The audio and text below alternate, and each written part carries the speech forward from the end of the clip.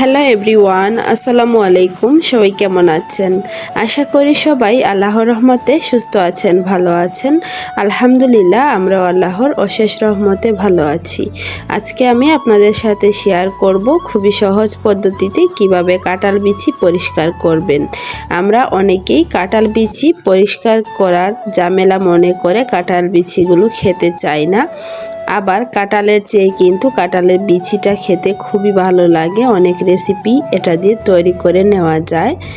তো সবার পছন্দের এই কাঁঠাল বিচিটা খুবই সহজেই কিভাবে পরিষ্কার করে নেবেন মাত্র 10 মিনিটে, সেটাই আজকে আপনাদের সাথে শেয়ার করব। তাহলে চলুন কথা না বাড়িয়ে এক নজরে দেখে আসি কাঁঠাল বিচি সহজ পদ্ধতিতে কিভাবে আমি পরিষ্কার করে নিচ্ছি। বিসমিল্লাহির রহমানির রহিম। কাঁঠাল বিচি পরিষ্কার করার জন্য প্রথমেই আমি এখানে কিছুটা কাঁঠাল বিচি নিয়েছি। আপনারা চাইলে বেশি করেও পরিষ্কার করে নিতে পারেন। আমি যেহেতু ভিডিও বানাবো এর জন্য এখানে অল্প করেই কাঁঠাল বিচি নিয়েছি, যাতে আপনাদের সাথে খুবই তাড়াতাড়ি ভিডিওটা শেয়ার করতে পারি। এর জন্য একই পদ্ধতিতে আপনারা অনেকগুলো কাঁঠাল বিচি পরিষ্কার করে নিতে পারবেন মাত্র 10 মিনিটে, কোনো রকম কোনো ঝামেলা ছাড়া। প্রথমেই দেখতে পাচ্ছেন আমি কাঁঠাল বিচিগুলোকে কেটে নিচ্ছি, মানে কাঁঠাল বিচিগুলোকে কেটে উপরের স্কিনটা প্রথমেই ফেলে দিতে হবে। আর উপরের এই সাদা স্কিনটা ফেলে দেওয়ার জন্য আপনারা কাঁঠাল বিচিটাকে এভাবে দুই ভাগে কেটে নেবেন। এতে করে দেখবেন উপরের স্কিনটা তুলে নিতে অনেকটাই সুবিধা হবে। আর কাঁঠাল বিচিটাকে কাঁঠাল খাওয়ার পর ভালো করে ধুয়ে একবার রোদে শুকিয়ে নেবেন, তাহলেই হবে। অথবা ফ্যানের নিচে রেখে দিলে দেখবেন কাঁঠাল বিচি থেকে পানিগুলো ভালোভাবে টেনে যাবে। আর কাঁঠাল বিচিগুলো যখন আপনারা স্কিন ফেলে দিতে চাইবেন তখন দেখবেন সহজেই উঠে যাবে। তারপর কাঁঠাল বিচির যে লাল অংশটা থাকে এই অংশটা কিভাবে খুবই সহজে পরিষ্কার করবেন সেটা শেয়ার করব। দেখতে থাকুন, তাহলে দেখবেন অনেকটাই হেল্পফুল একটা ভিডিও আপনারা পেয়ে যাবেন। দেখতে পাচ্ছেন সবগুলো কাঁঠাল বিচি আমি পরিষ্কার করে নিয়েছি। এখন কাঁঠাল বিচির যে লাল অংশটা থাকে ওটা পরিষ্কার করে নেওয়ার পালা। আমি একটা ছুরির সাহায্যে এভাবে আপনাদেরকে দেখিয়ে দিচ্ছি। এভাবে পরিষ্কার হচ্ছে না, কারণ এভাবে পরিষ্কার করতে গেলে আমাদের হাতে অনেকটাই সময় লাগবে। কিভাবে সময় বাঁচিয়ে দ্রুত পরিষ্কার করে নেবেন সেটাই শেয়ার করব। দেখতে পাচ্ছেন এখানে আমি নিয়েছি কুসুম গরম পানি। একটা পাত্রে আমি কুসুম গরম পানি নিয়ে নিলাম। এখন আমি এখানে দিয়ে দিব সাদা সিরকা।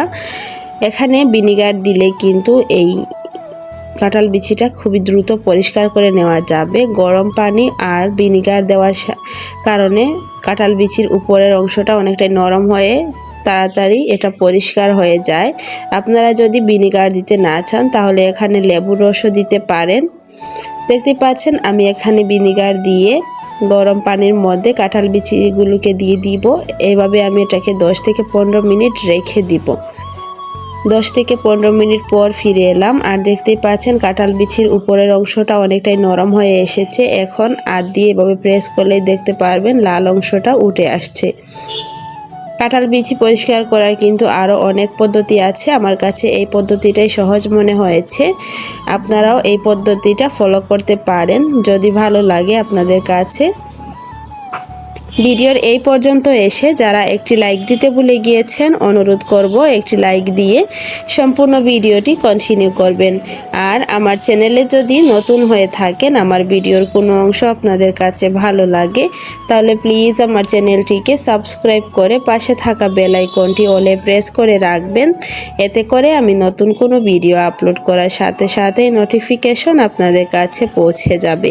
দেখতে পাচ্ছেন কাঁঠাল বিচিগুলোকে আলতোভাবে এভাবে প্রেস করলেই লাল অংশটা উঠে আসছে।